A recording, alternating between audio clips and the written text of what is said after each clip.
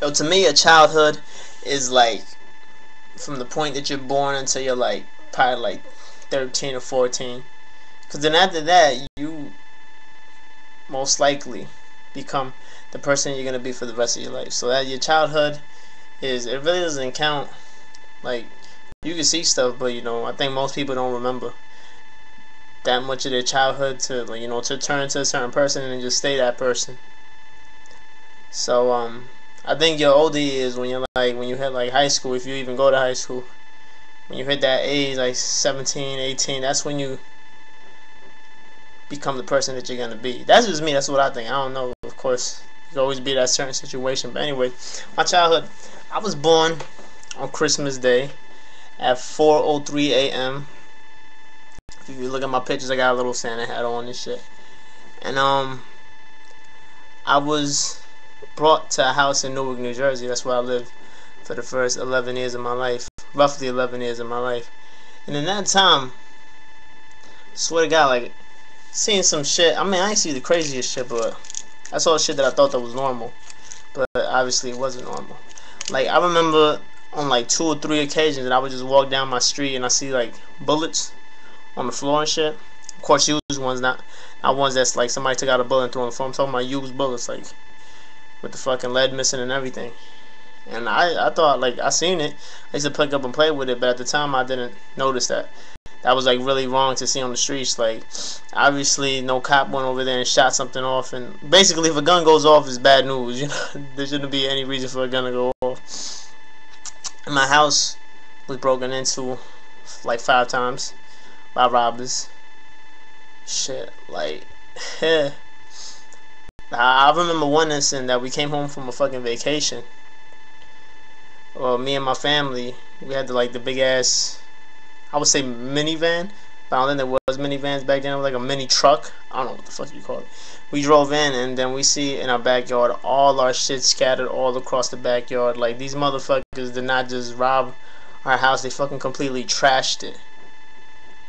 Like, that was the craziest shit to me. When I'm like, we just came home from a fucking vacation. I think we went to the lake or some shit, and then we drive up and I see that, and I could just remember that feeling. I was like, we were all happy, and then when we see that shit, we see somebody broke into our fucking house and shit.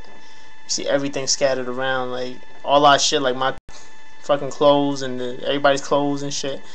All the TVs are gone, everything, like.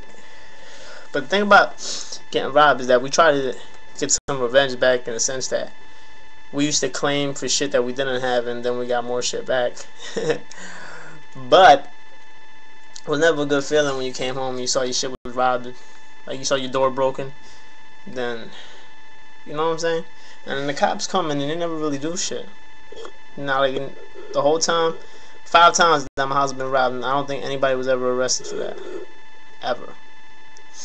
Like, and then there was one instance, I would say I was about 5 or 6, that the cops actually raided my house while me, my mother, and my brother were in there.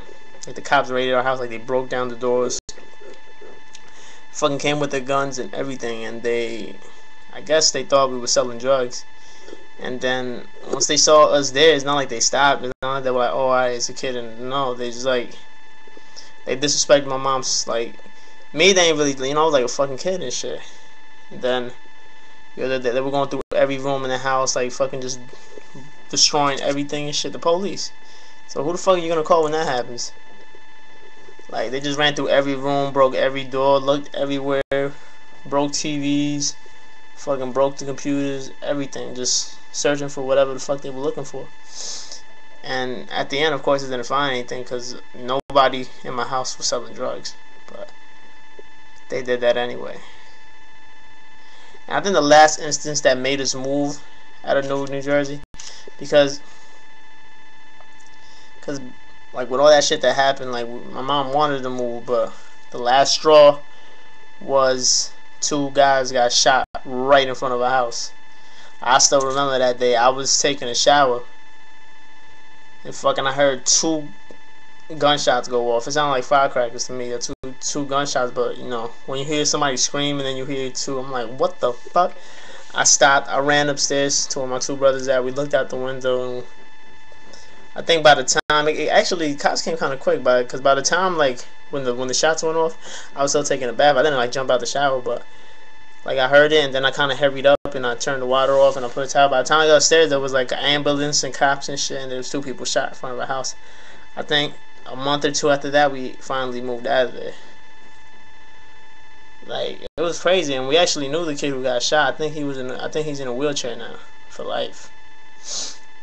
And you know, while I was there, I went to a Catholic school, but we had to walk to school because you know school wasn't that far away. It's about like 4 or 5 blocks away, so we had to walk through the area that we lived in.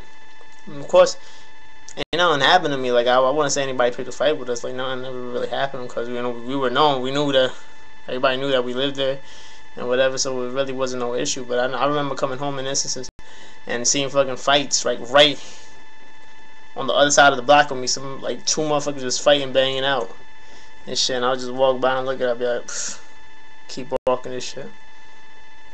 As a kid, what the fuck you gonna do? You know, it's crazy. It's like thinking back on it. I mean, I don't blame nobody because it's the way it is, but and I know damn well my childhood wasn't the worst, but I know it wasn't the best. And of course, there's always worse situations, but that's just my childhood. That's the shit that I seen. Like seeing that shit, it almost makes you think there's nothing good out there and shit. When you see that, but people robbing you, and then on top of that, the cops fucking break into your house, like. Pfft. Once you think you safe and shit, niggas abusing their power. And then seeing like bullets on the floor and shit, like I think back about that and I'm like, damn, like that actually wasn't a good thing to see. Because I remember when I picked up one of those bullets and I kept it. I don't know where the lead went. Like I don't know, probably did hit somebody and shit. But yeah, there was like drive-bys and shit. But that instance where those 2 people got shot in front of a house, it was the only instance that we actually saw bodies on the floor. All the other time we used to hear shots go off like kind of far away from our house, but we heard them. Yeah. Street Scholar, my childhood. Join StreetSkollaDiary.com.